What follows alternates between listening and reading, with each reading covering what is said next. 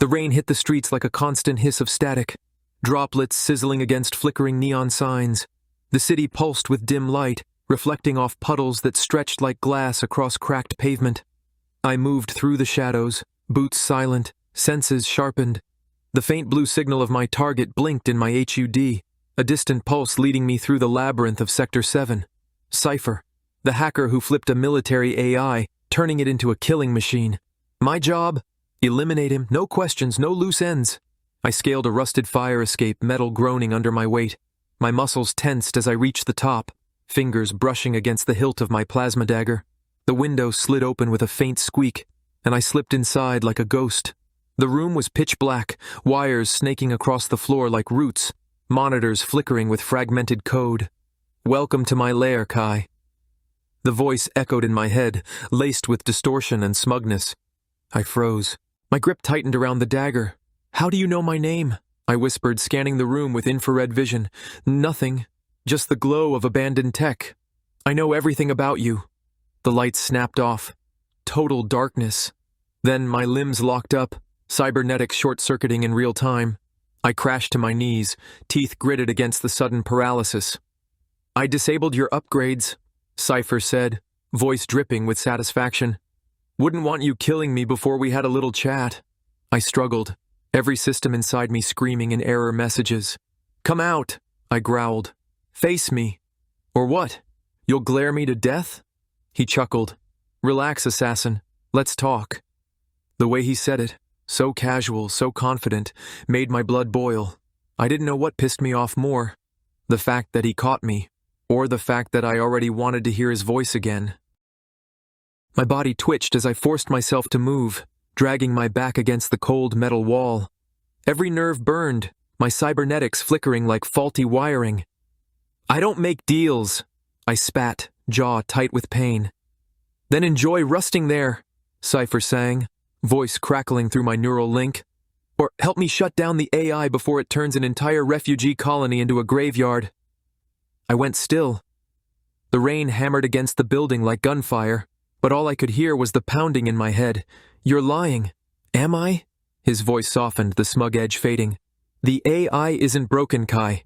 It's doing exactly what it was built for, identifying threats and eliminating them. Someone marked the colony as hostile. In 2 hours, it'll wipe out thousands of people." I clenched my fists, nails biting into my palms.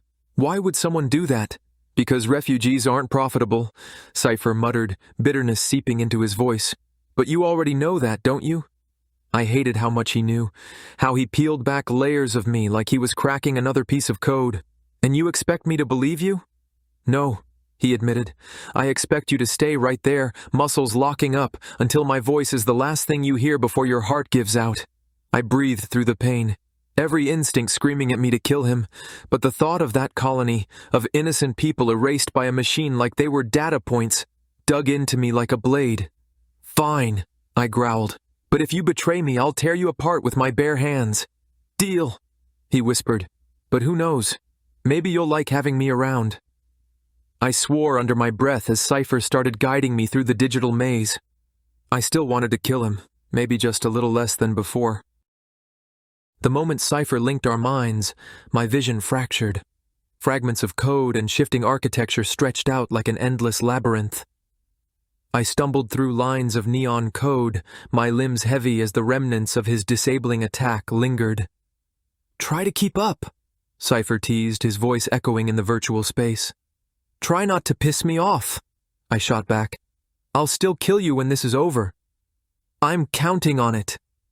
We worked through layer after layer of firewalls, a relentless dance of brute force and finesse. I hacked through the security structures like I was cutting flesh, while Cypher slipped through the cracks, delicate as a scalpel. "Why do this?" I asked, voice strained as I forced a data gate open with sheer will. "Why risk your life for people who don't even know you exist?" Cypher paused, the glow in his eyes dimming for just a second. "Because someone has to." I hated how that answer lodged itself under my skin. "You care too much," I muttered. "And you don't care at all," he countered, voice sharp. "That's why we work." I didn't respond. We kept moving, kept breaking through, every second dragging us closer to the heart of the AI. And every second, I felt Cypher's presence like static against my brain, impossible to ignore, impossible to let go of. The AI's core loomed ahead, a shifting, chaotic sphere of light, tendrils of data writhing like living wires. Cypher's avatar flickered as he typed at impossible speed, code spilling from his fingers like smoke. "Almost there," he muttered. I stood guard, scanning the virtual horizon. "Hurry up." "Nervous?" he grinned. "Or worried about me?" Before I could answer, the system flared. The AI lashed out with a pulse of raw energy. Cypher screamed as his form fragmented, and I lunged, slamming my consciousness into the core, shielding him. The pain was unreal, but I held. "Kai." His voice trembled. "Shut it down," I growled, every nerve burning. "Now!" Cypher pushed through, fingers bleeding as he crushed the AI's code. The sphere collapsed in on itself, dissolving into black. I fell to my knees, gasping. Cypher knelt beside me, his hand shaking as it hovered near mine. "You didn't let go." I looked at him, chest heaving. "Neither did you." We fought together, him hacking doors, me cutting through attackers. Blood splattered the walls, sparks rained down. "Tunnel ahead!" Cypher yelled. We dove in, running for hours until we surfaced in a scrapyard. The sky was bruised with dawn. Cypher collapsed, panting. "You saved me." I wiped my blade. "Not sure why." He smiled. "Maybe you like me." "In your dreams," I said. I didn't pull away when our fingers brushed. The safe house was a skeleton of a building. Concrete walls covered in graffiti. Wires dangling like veins from the ceiling. Rain pattered against the broken window. The dim glow of the city flickering on the wet floor. I sat on the edge of a rusted cot, stripping blood from my blade, fingers moving on autopilot.